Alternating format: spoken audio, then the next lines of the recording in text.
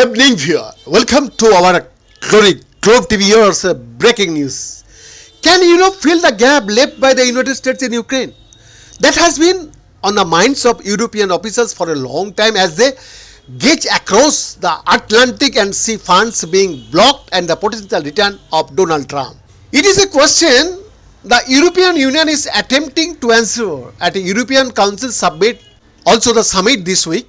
The bloc agreed to explore new ways to raise funds for Ukraine, including by raising debt on financial markets and controversially using profits from frozen Russian assets. Belgian Prime Minister Alexander De Croo said that there was openness, at least on our side, to new ways of funding, and pointedly added that Europe cannot wait for the US to make up our mind.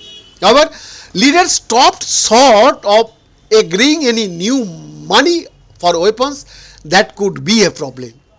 The urgency of Ukraine's need for weapons is increasingly acute. Ukrainian President Volodymyr Zelensky has repeatedly told his Western allies that the biggest challenge the country faces right now is a weapons deficit that has allowed Russia to take advantage. It would be unfair to accuse the European Union of not pulling its weight on Ukraine, despite public disagreements between the 27 member states on things like sending tanks and whether money should come directly from the European Union budget. The bloc as a whole has sent more money to Kyiv than the US, according to the Kiel Institute's Ukraine support tracker.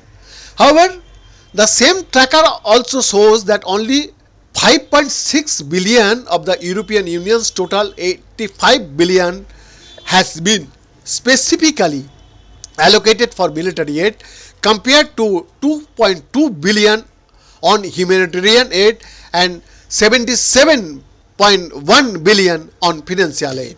And with 60 billion of US military aid to Ukraine stuck in Congress for the foreseeable future, it is not immediately clear who could feasibly plug the funding gap.